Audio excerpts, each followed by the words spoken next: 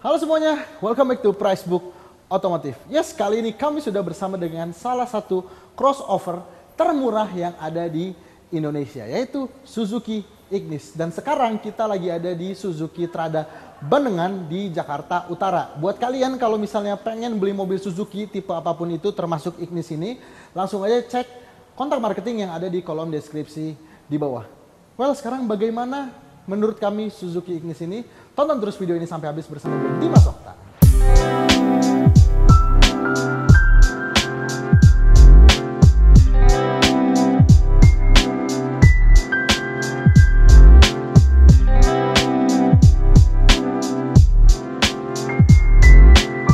Sebelum kita membahas Suzuki Ignis ini, kita akan cari tahu dulu apakah ada promo-promo khusus untuk mobil-mobil Suzuki terutama untuk si Ignis ini.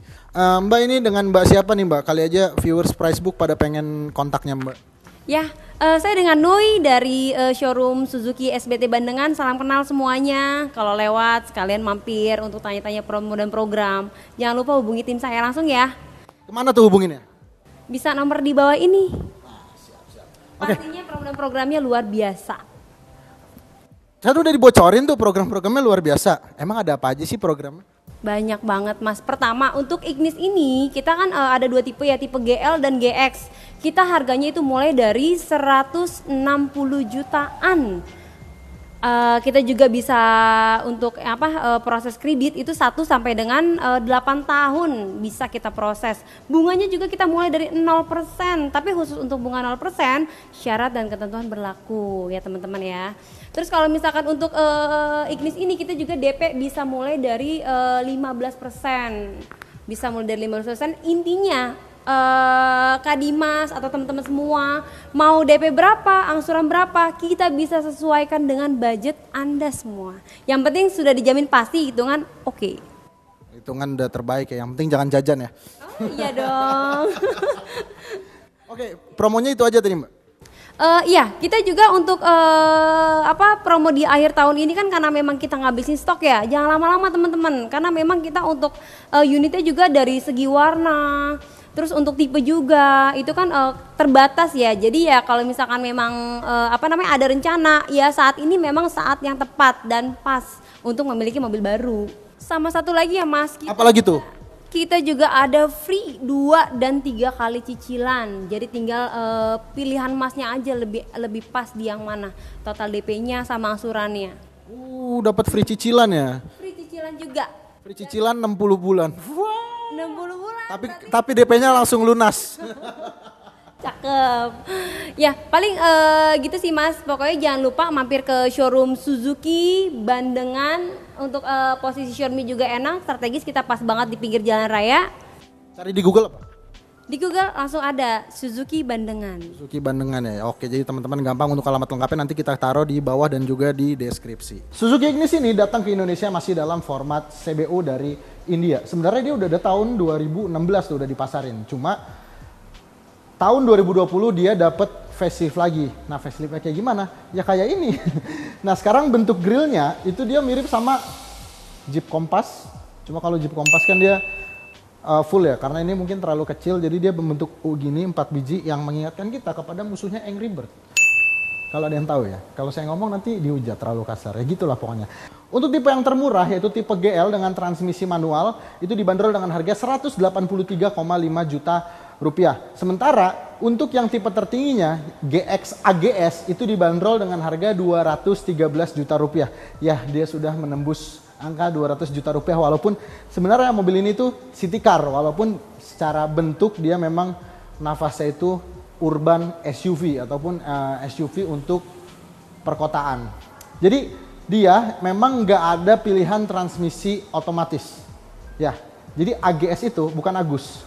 AGS itu auto gear shift. Jadi nanti akan kami jelaskan ketika kita membahas soal mesinnya.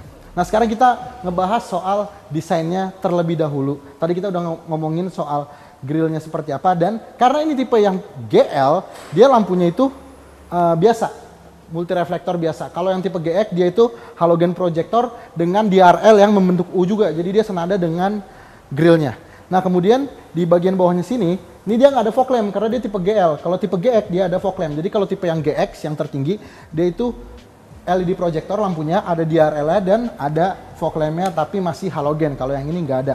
Nah terus ke bawah sini dia punya ya semacam underguard bumper gitu ya yang berwarna silver. Cuma dia nggak ada bawahnya lagi yang berwarna hitam. Kalau yang tipe GX dia ada lagi skid plate hitam yang membentang di sekujur body. Sekarang kita ngomongin soal mesinnya. Memang dia judulnya itu Urban SUV, tapi mesinnya mesin city car. Ya, makanya mesinnya ini irit banget. Ini kode mesinnya itu K12M, tenaganya 83 PS, torsinya 113 Nm. Kenapa gue bisa bilang hemat? Karena menurut data yang ada, untuk konsumsi rata-ratanya di dalam kota itu bisa sampai 18,4 km per liter. Sementara untuk di rute tol itu bisa sampai 22 km per liter. Yes, itu angka yang sangat impresif untuk sebuah mobil. Itu mirip-mirip sama konsumsi bahan bakar motor kayaknya. Irit banget ini mobil. Di bagian sampingnya, ini yang paling kelihatan perbedaannya tipe GL dan GX. Karena kalau yang tipe GX, dia punya body kit warna hitam yang mencirikan kalau dia itu sebuah crossover. Kalau yang GL itu nggak ada. Dia cuma ya udah fender aja gini yang agak menggembung. Di bawahnya kosong. Dan yang anehnya adalah, di bagian bawah sini, itu ada untuk sambungan body kitnya gitu. Jadi kalau kelihat ke bawah gini tuh kayak jelek aja, kelihatannya nggak rapi gitu. Cuma ya udah nggak masalah juga, toh di bawah juga gitu nggak kelihatan ya kan. Kemudian untuk di bagian cupnya sini ya, ciri khasnya SUV-nya Suzuki dia ada tambahan pad plastik hitam kayak gini yang bikin ciri khas aja sih. Di Jimny juga ada, di XL7 ada, di S-Cross juga ada. Pokoknya semuanya deh, semua SUV Suzuki itu ada gituannya. Nah terus kemudian perbedaannya lagi dengan yang tipe GX ya. Kalau tipe GX dia kan spionnya ini udah elektrik dan juga lampu sennya dia sudah LED.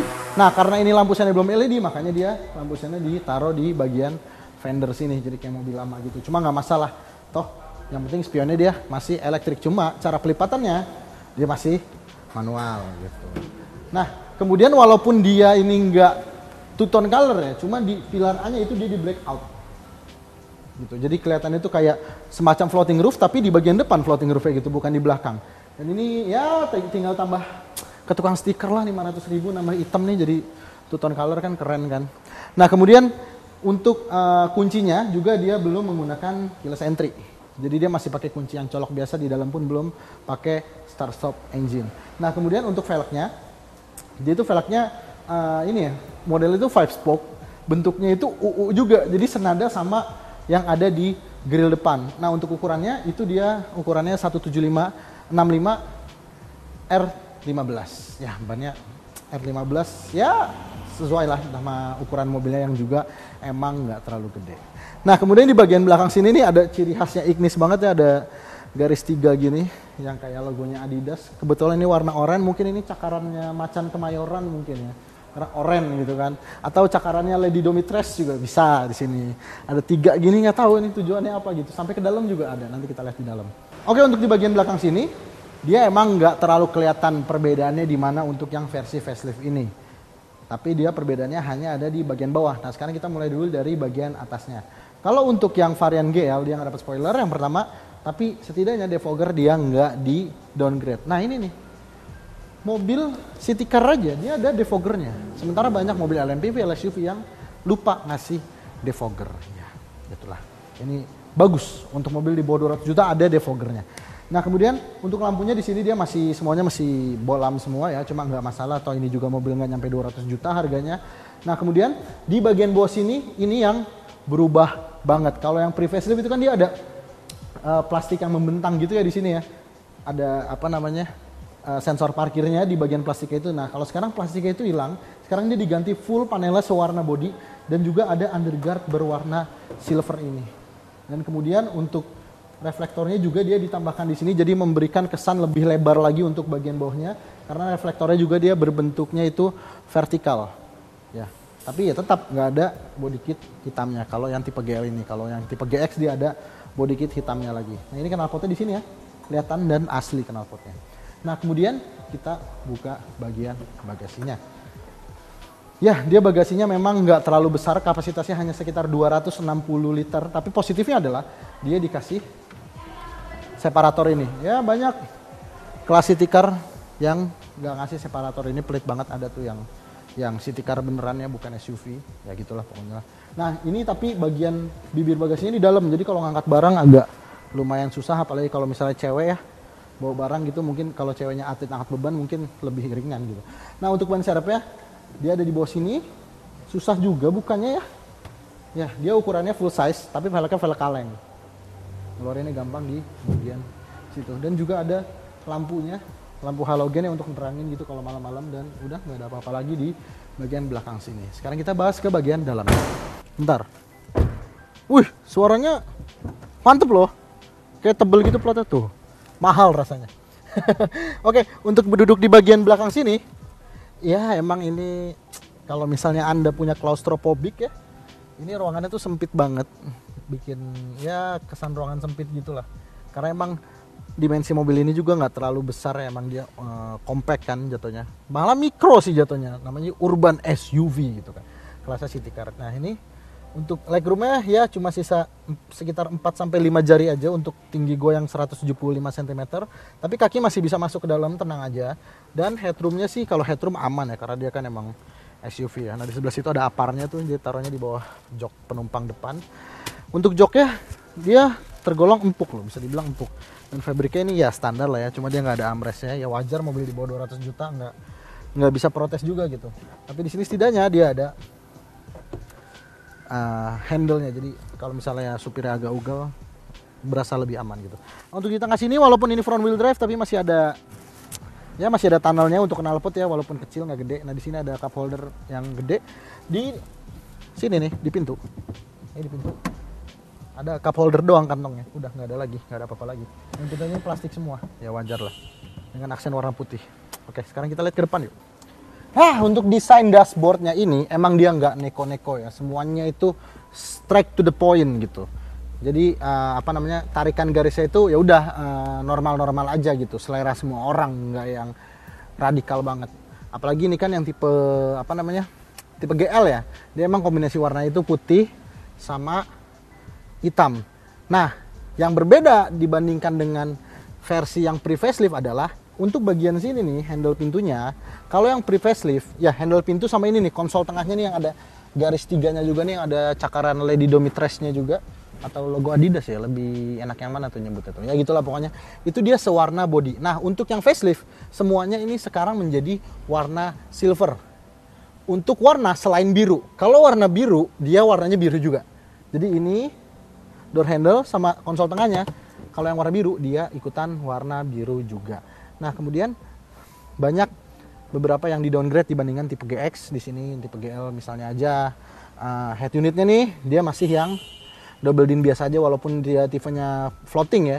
Kalau yang GX itu dia udah pakai layar. Dan untuk AC-nya juga kalau yang tipe GX itu AC-nya keren, kayak AC pesawat gitu lah ya. Tapi kalau ini ya putar-putaran biasa kayak R3 lama. Nah karena ini belum keyless entry, makanya kuncinya juga masih begini, kayak R3 lama kuncinya. Nah sementara untuk setirnya dia ini bisa diatur secara tilt aja, nggak bisa teleskopik. Nah kemudian untuk instrumen clusternya ini agak tegak banget ya, kayak supir taksi. Nah gitu. Nah untuk instrumen clusternya dia ya pakai 2 dial ya untuk tachometer dan speedometernya. Kemudian di sini dia bisa mengatur MID-nya. MID-nya cukup lengkap juga. Ada sisa jarak berkendara, kemudian ada average speed, ada driving time, kemudian ada instant fuel economy, ada average fuel economy, ada trip A trip B, dan juga ada odometer. Jadi lengkap banget. Nggak ada downgrade kalau untuk bagian ini dibandingkan dengan tipe yang GX. Nah kemudian di sini dia sun visor-nya ada card holder, cuma nggak ada kaca. Untuk yang bagian penumpang dia ada kacanya. Nah kemudian di sini dia ada soket 12 volt dan ada USB aux. Di sini ada tempat naruh HP, di sini ada cup holder, dan transmisinya ini yang manual. Ya transmisinya manual.